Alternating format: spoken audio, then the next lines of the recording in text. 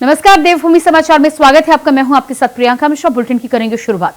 मुख्यमंत्री पुष्कर सिंह धामी ने 2 सरकारों में 3 साल का कार्यकाल पूरा कर लिया है, जिसके बाद बीजेपी जहां धामी सरकार के फैसलों पर तारीफों के कसीदे पढ़ रही है और सख्त फैसलों के साथ ही समान नागरिक संहिता, नकल विरोधी कानून, धर्मांतरण विरोधी कानून, दंगारोधी कानून की बात कह रही है, तो वहीं कांग्रेस सरकार के कामकाज को धरातल पर ना दिखाई देने की बात कह रही है। अब देखना यह है कि धाकड़ धामी की सरकार पर जनता आने वाले समय में किस तरह से फैसले सुनाती है और धामी सरकार के कामकाज पर अपनी मोहर लगाती है। मुख्यमंत्री पुष्कर सिंह धामी ने 2 सरकारों में 3 साल का कार्यकाल पूरा कर लिया है। इस कार्यकाल में धामी ने कई महत्वपूर्ण और सख्त फैसले लिए हैं। समान नागरिक संहिता के साथ ही नकल विरोधी कानून, धर्मांतरण विरोधी कानून, दंगा रोधी कानून भी सीएम धामी की सरकार में बने हैं। इतना ही नहीं, लैंड जिहाद के खिलाफ कार्रवाई कर लगभग 5000 एकड़ सरकारी भूमि को कब्जा मुक्त भी किया गया। अब बीजेपी दम भर रही है कि धामी की इन्हीं बेधड़क फैसलों की वजह से उनकी धाकड़ धामी की पहचान बनी है। उत्तराखंड को पहले धार्मिक पर्यटन के रूप में देश और दुनिया में पहचाना जाता था, लेकिन G20 की बैठकों का सफल आयोजन करने और वेडिंग डेस्टिनेशन के रूप में उत्तराखंड को नई पहचान दिलाने का काम किया है। बीजेपी दम भर रही है कि जितने भी मुख्यमंत्री अब तक प्रदेश में बने हैं, उनमें मुख्यमंत्री पुष्कर सिंह धामी अकेले ऐसे मुख्यमंत्री हैं जिन्होंने राज्य में चुनावी मिथक तोड़ने का काम किया है। सीएम धामी ने प्रदेश की आधी आबादी यानी महिलाओं के लिए भी मुख्यमंत्री पुष्कर सिंह धामी ने कई अहम निर्णय लिए हैं, जिसमें महिलाओं के लिए सरकारी नौकरियों में 30% क्षैतिज आरक्षण लागू किया गया है। राज्य आंदोलनकारियों और उनके आश्रितों को भी सरकारी सेवाओं में 10% क्षैतिज आरक्षण देने का निर्णय धामी सरकार में हुआ है। नारी सशक्तिकरण योजना के तहत महिलाओं को स्वरोजगार के लिए 5 लाख तक का ब्याज मुक्त ऋण भी धामी सरकार में दिया जा रहा है। उत्तराखंड की देवतुल्य जनता को नमन करना चाहता हूं, उनको प्रणाम करता हूं, उनका धन्यवाद करता हूं, दिल से उनका आभार करता हूं। और साथ में हमारे आदरणीय प्रधानमंत्री नरेंद्र मोदी जी का, अपने पार्टी के हाईकमान का, पार्टी नेतृत्व का, सभी का मैं दिल से आभार व्यक्त करता हूं कि मुझे देवभूमि उत्तराखंड के मुख्य सेवक के रूप में काम करने का दायित्व सौंपा गया। मुझे जिम्मेदारी दी गई। निश्चित रूप से इन 3 वर्षों में ऐतिहासिक रूप से निर्णय लिए गए। माननीय प्रधानमंत्री आदरणीय मोदी जी के नेतृत्व में और उनके मार्गदर्शन में उत्तराखंड के अंदर उत्तराखंड की जनता ने पहली बार किसी भी राजनीतिक दल को उत्तराखंड राज्य स्थापना के बाद माननीय प्रधानमंत्री जी के हाथों उसका उद्घाटन हुआ। आज पूरे देश के अंदर हमारे यहाँ के बने हुए उत्पादों की मांग बढ़ रही है। अनेक स्वयं सहायता समूह, हमारे महिला समूह अपना काम कर रहे हैं। पिछली दीपावली पर सशक्त बहना उत्सव योजना प्रारंभ की गई। इस योजना के माध्यम से भी आज हमारी बहनों को एक बड़ा बाजार उपलब्ध हो रहा है। गरीबों के कल्याण के लिए समाज के अंतिम छोर में खड़े हुए लोगों तक शासन पहुँचे, सुविधाएं पहुँचे, योजनाएं पहुँचे, उनके जीवन को आसान बनाया जाए, उसके लिए हम लगातार प्रयास कर रहे हैं, लगातार काम कर रहे हैं। किसानों के उत्थान के लिए, किसानों के लिए, चाहे आज वो हॉर्टिकल्चर का क्षेत्र हो या हमारा एप्पल मिशन हो या कीवी मिशन हो, उस सब पर काम हो रहा है। आम जनता भी मुख्यमंत्री पुष्कर सिंह धामी के इन 3 साल के काम को लेकर खुश नजर आ रही है। जनता की माने तो उन्हें इस युवा राज्य में जैसा मुख्यमंत्री चाहिए था, वैसा ही युवा मुख्यमंत्री मिला है, जो देखने में सरल और आम है। बीजेपी का प्रदेश संगठन मुख्यमंत्री पुष्कर सिंह धामी की तारीफ करने का काम कर रहा है, जबकि विपक्षी पार्टी कांग्रेस सवाल खड़े कर रही है। धामी के फैसलों की धमक को लेकर सियासत जोरों पर है, मगर सियासी शोर के बीच सवाल ये है कि धामी के 3 साल कितने बेमिसाल। देहरादून से अभय कैंतुरा की रिपोर्ट।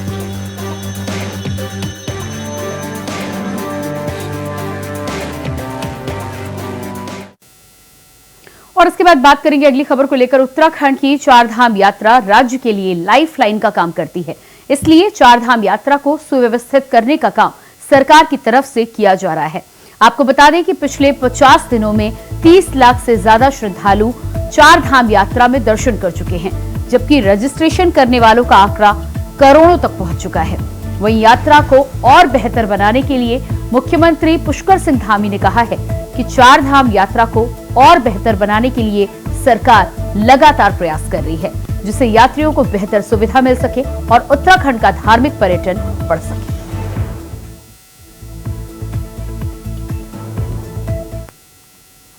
चारधाम यात्रा में चूंकि यात्रियों की संख्या लगातार बढ़ रही है और इस बार भी जो पिछले 50 दिनों का जो एक आंकड़ा आया है, इस 50 दिनों के आंकड़े में 30 लाख लोगों ने दर्शन कर लिए हैं। ये आंकड़ा जो रजिस्ट्रेशन किए हुए लोग हैं उनका नहीं है, रजिस्ट्रेशन तो ये करोड़ों में पहुंच गए हैं। ये आंकड़ा वो है जो मंदिर के अंदर जिन लोगों ने प्रवेश किया, जिन्होंने हमारे धामों पर जाकर दर्शन हुए हैं, उसके अनुरूप उसके रिकॉर्ड के अनुसार लिए गया ये आंकड़ा है। तो आने वाले समय में ये चुनौतियाँ हमारी बढ़ने वाली हैं। चारों तरफ आप देख रहे होंगे देश दुनिया के लोग लगातार आ रहे हैं और चारधाम यात्रा हमारे लिए, उत्तराखंड के लिए एक लाइफलाइन है। यहाँ के लोगों का रोजगार का, आर्थिकी का और व्यापार का बहुत बड़ा एक माध्यम भी है, बहुत बड़ा उनके लिए एक रोजगार है। तो वो बढ़ना चाहिए, यात्रा व्यवस्थित होनी चाहिए।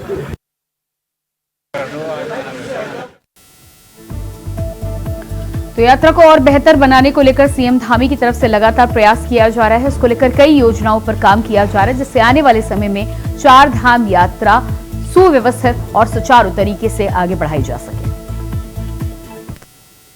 अगली खबर देहरादून से है, जहां निर्माण श्रमिकों के बच्चे भी अब इंजीनियर, फैशन डिजाइनर बनेंगे। दरअसल उत्तराखंड भवन और अन्य सन्निर्माण कर्मकार कल्याण बोर्ड के अध्यक्ष और मीनाक्षी सुंदरम ने श्रम परिवर्तन अधिकारियों को निर्देश देते हुए कहा कि सभी सरकारी और गैर सरकारी भवनों के निर्माण, मॉल, सड़क निर्माण, बांध, पुल, हवाई पट्टी, बाढ़ नियंत्रण आदि जगहों पर काम कर रहे मजदूरों का कार्यस्थल पर कैंप लगाकर रजिस्ट्रेशन होगा।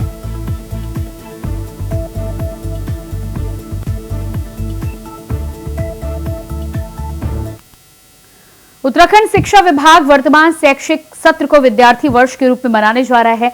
शिक्षा महानिदेशक बंशीधर तिवारी ने बताया है कि शिक्षा मंत्री धन सिंह रावत की ओर से इस संबंध में दिशा निर्देश दिए गए थे कि प्राथमिक शिक्षा के सशक्तिकरण के लिए विशेष कोशिश की जाए। इसके तहत स्कूलों में 3000 से ज्यादा शिक्षकों की भर्ती प्रक्रिया शुरू की जा चुकी है।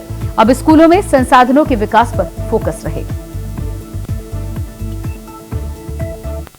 बिल्कुल, और माननीय मंत्री जी ने इसमें देखिए सभी लोगों को स्पष्ट निर्देश दिए हैं कि जो विद्यालय शिक्षा विभाग है वो विद्यार्थी केंद्रित होना चाहिए। उनकी शिक्षा की गुणवत्ता कैसे सुधरे, हमारे बोर्ड का रिजल्ट कैसे अच्छा हो, कैसे बोर्ड के टॉपर्स की संख्या हम बढ़ाएं, जो मार्क्स हैं उनको हम कैसे बढ़ाएं, जो विद्यार्थियों की सुविधाएं हैं उनको हम कैसे बढ़ाएं। तो विद्यार्थी वर्ष के रूप में हम लोगों ने इसको मना रहे हैं और नए शैक्षणिक सत्र में शुरू होने के पहले ही जो ग्रीष्मकालीन अवकाश था, जो निःशुल्क पाठ्य पुस्तक हैं वो सभी को हमने वितरित कर दी हैं।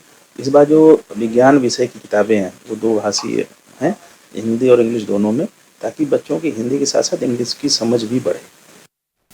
चारधाम यात्रा में श्रद्धालुओं को यमुनोत्री धाम मंदिर का बदला हुआ स्वरूप देखने को मिल रहा है। धाम के मुख्य मंदिर को यमुनोत्री धाम मंदिर समिति पहाड़ी शैली में तैयार करवा रही है। मंदिर का मुख्य भाग तैयार हो चुका है, बाकी बचे हुए काम को चारधाम यात्रा धीमी होने के बाद पूरा किया जाएगा। वहीं यमुनोत्री धाम मंदिर में पहाड़ों से मलबा आने के बाद पूर्व की तरह पुनः निर्माण कराया गया था, जिसके बाद अब मां यमुना के मंदिर का स्वरूप बदला गया है। पूरे मंदिर को देवदार की लकड़ियों से पहाड़ी शैली में तैयार किया जा रहा है। मंदिर का डिजाइन जौनसार क्षेत्र के वास्तुकार नरेश चौहान ने तैयार किया है, जबकि मंदिर के निर्माण में करीब 1.70 लाख की मंदिर के निर्माण की लागत लगी है। धन्यवाद करूंगा कि आपने इस बारे में माँ यमुना जी का जो पुराना मंदिर, इसमें सन 82 में एक बार जब मंदिर ग्लेशियर से टूट गया था, एवलांच आ गया था, उसकी वजह से मंदिर में टूट फूट हो गई थी, पूरा मंदिर ध्वस्त हो गया था। उसके बाद जालान ट्रस्ट के माध्यम से, कलकत्ता निवासी जालान ट्रस्ट के माध्यम से मंदिर का निर्माण हुआ। लेकिन 82 के बाद एक भी कोई भी काम मंदिर में नहीं हुआ था। इस समय हमने माँ यमुना जी की कृपा से, उनके आशीर्वाद से मंदिर समिति के माध्यम से थोड़ा बहुत पहाड़ी शैली में मंदिर की थीम पूरी चेंज कर दी। उसमें देवदार की लकड़ी लगाई गई। हमारे साथ आर्किटेक्ट चौहान जी थे, उन्होंने जो है इसका डिज़ाइन तैयार किया है। जो चौहान जी हैं, जौनसार से नरेश चौहान जी, उन्होंने डिज़ाइन तैयार किया और सहयोग हमारी मंदिर समिति के माध्यम से जो है आप देख रहे होंगे कि मंदिर का पूरा डिज़ाइन अभी चेंज हुआ है। कुछ कोशिश की गई है कि मंदिर का अच्छा लुक हो और इसके ऊपर अभी सेकेंड फेज का काम होना है, जो मंदिर का और भी एक डिज़ाइन चेंज। खबर देहरादून से है, जहां कई दिनों से पुलिस का सत्यापन अभियान जारी है। बता दें कि पुलिस बिना सत्यापन के रह रहे बाहरी व्यक्तियों की पूछताछ कर रही है। वहीं पुलिस ने किराएदारों का सत्यापन न कराने वाले 508 मकान मालिकों का चालान किया है। साथ ही नियमित रूप से सत्यापन के अभियान को लेकर काम किया जा रहा है। तो सत्यापन को लेकर पुलिस विभाग के द्वारा अभियान चलाया गया है, जिस अभियान के तहत मकान मालिकों पर भी नकेल कसी जा रही है। उसके साथ ही साथ नियमित रूप से सत्यापन करने के दिशा निर्देश भी दिए गए।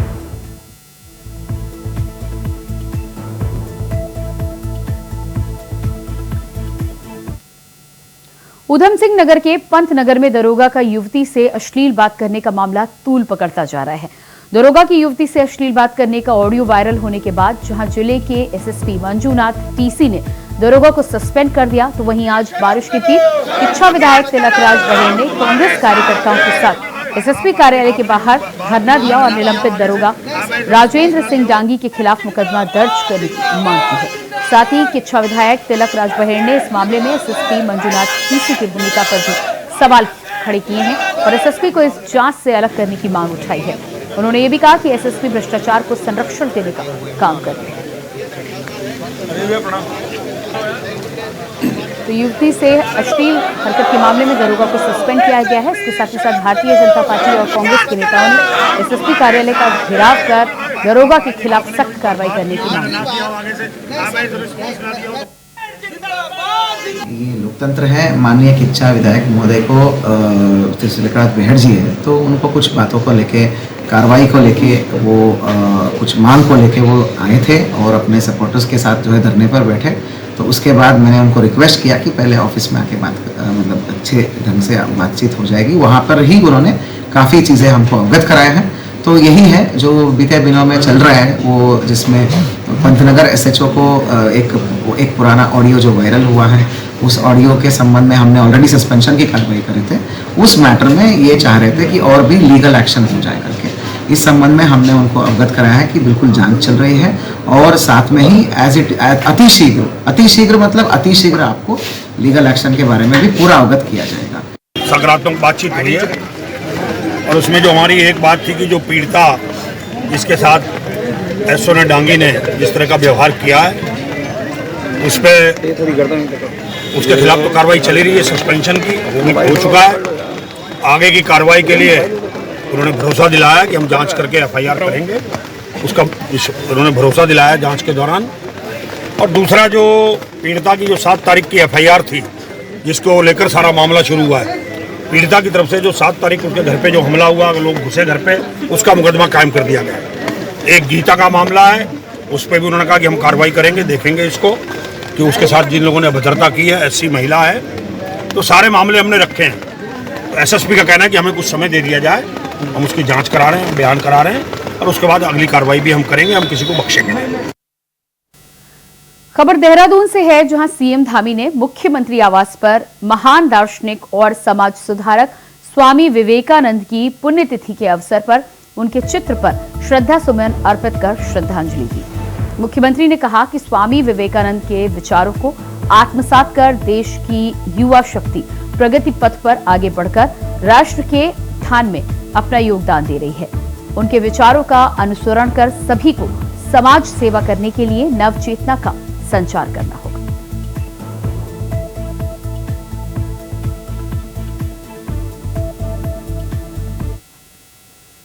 अगली खबर देहरादून से है, जहां प्रदेश में चारधाम यात्रा के संचालन और मेलों के आयोजन व्यवस्था के लिए गठित समिति ने मुख्यमंत्री को ज्ञापन सौंपा। आपको बता दें कि यात्रा के संचालन और मेलों के आयोजन व्यवस्था के लिए अपर मुख्य सचिव आनंद वर्धन की अध्यक्षता में गठित उच्च स्तरीय समिति ने सीएम धामी को ज्ञापन सौंपा है। वहीं इस मौके पर मुख्य सचिव राधा रतूड़ी, अपर मुख्य सचिव आनंद वर्धन के साथ समिति के सदस्य मौजूद रहे।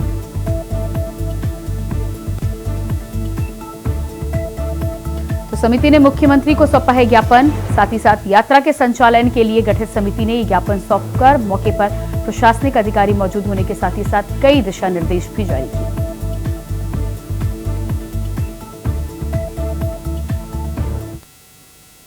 अगली खबर देहरादून से है, जहां बीजेपी प्रदेश अध्यक्ष महेंद्र भट्ट ने मुख्यमंत्री पुष्कर सिंह धामी के 3 साल के कार्यकाल को बेमिसाल करार दिया है। आंध्र प्रदेश मुख्यालय में प्रदेश अध्यक्ष महेंद्र भट्ट ने मुख्यमंत्री के 3 साल की उपलब्धियों को लेकर प्रेस कॉन्फ्रेंस की। इस दौरान विधायक, महामंत्री, प्रवक्ता, मीडिया प्रभारी भी मौजूद रहे। महेंद्र भट्ट ने धामी सरकार के 3 साल पूरे होने पर सरकार की सफलता से करार दिया है।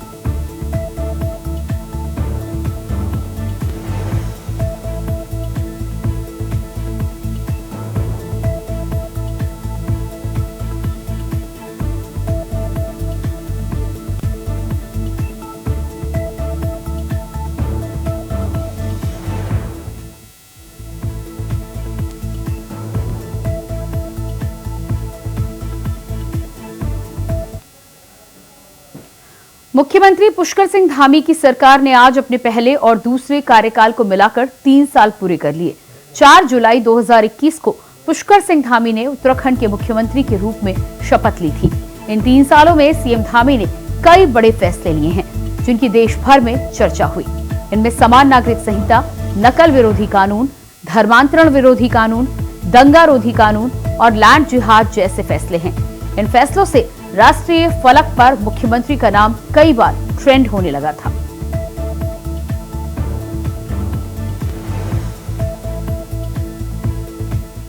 भाजपा की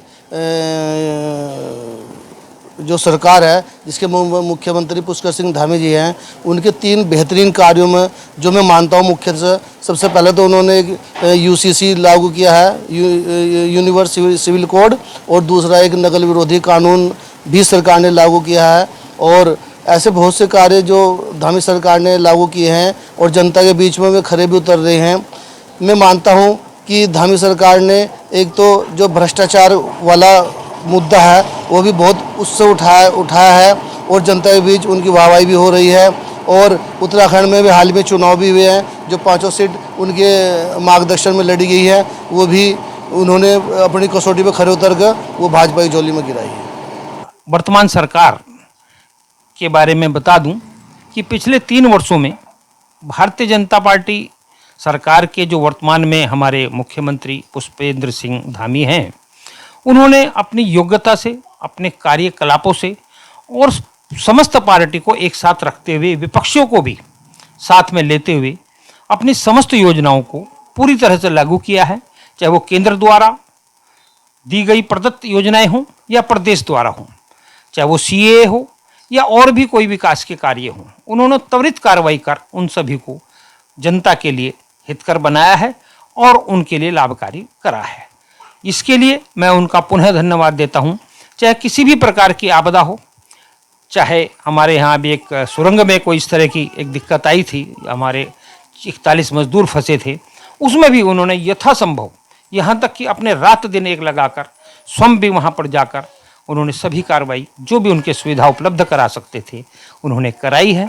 और इस तरह की सदैव कोई भी छोटा बड़ा कार्य प्रदेश में हो, वो किसी भी प्रकार से उसमें देरी नहीं करते हैं, लापरवाही नहीं करते हैं। इसके लिए मैं वर्तमान सरकार को बधाई देता हूं, धन्यवाद देता हूं और इसी प्रकार से भविष्य में भी वो अपनी ऐसे ही कार्रवाई करते रहेंगी, ऐसी उम्मीदों के साथ मैं अपेक्षा रखता हूं। पुष्कर सिंह धामी जी का 3 साल काफ़ी शानदार रहा। धाकड़ धामी के नाम से काफ़ी प्रसिद्ध हुए और काफ़ी अच्छे कार्य करे उन्होंने, तो काफ़ी विकास हुआ उत्तराखंड का, जगह जगह रोडें बनी और काफ़ी विकास हुआ, हॉस्पिटल का भी सुधार हुआ, काफ़ी चीज़ें में हुआ, स्वास्थ्य में और शिक्षा में, हर जगह उन्होंने बहुत कार्य किए हैं और काफ़ी शानदार 3 साल के बहुत शानदार रहे हैं जी। पहले से उम्मीद थी कि कार्यकाल बड़ा शानदार रहेगा, युवा भी हैं और थोड़े लोकप्रिय भी ज़्यादा हैं जी उनके जो 3 साल रहे वो बड़े शानदार रहे, बेमिसाल समझिए उसे। जी। काफ़ी अच्छा काम किया उनने और आगे भी करते रहेंगे। कई प्रकार के कानून बनाए हैं। हाँ, काफ़ी नए नए कानून बने हैं और भी बहुत चीज़ें करी हैं जी। और बहुत योजनाएं चलाई हैं और जगह जगह कार्य चलते चले आ रहे हैं। वैसे काफ़ी अच्छे कार्य कर रहे हैं, कार्य बहुत बेहतर कर रहे हैं। बस एक थोड़ा फ्री रोड का मामला है, थोड़ा ये भी हो जाए तो ये सही है, जो रुका लोगों का। और चीज़ें भी बहुत कार्य हैं इनके जो होने चाहिए अभी।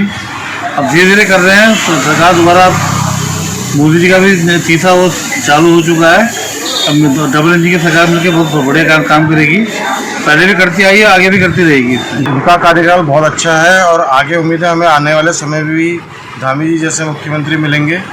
उनके कुछ काम जैसे कि नए यूसीसी जो है कानून बनाना और जो है आगे के लिए जो है तैयारी कर रहे हैं, आगे नए नए कानून बनाने के लिए मेरे हिसाब से बहुत अच्छा कार्य कर रहे हैं और आगे प्रगति करेंगे। हमारा राज्य प्रगति करेगा, नई नई नीति आएंगी। मैं उम्मीद करता हूँ मुख्यमंत्री से हम व्यापारियों के लिए भी थोड़ा सा कुछ सोचेंगे, प्रदान करेंगे। हमें काम बहुत अच्छा कर रहे हैं, आगे प्रगति कर रहे हैं, आगे भी साथ मिलेगा जनता का उन्हें और बहुत अच्छे से आगे से अच्छे बम्पर वोटों से वो वोट जीतेंगे, मुझे ऐसी उम्मीद है। युवा है, नई सोच है उनकी।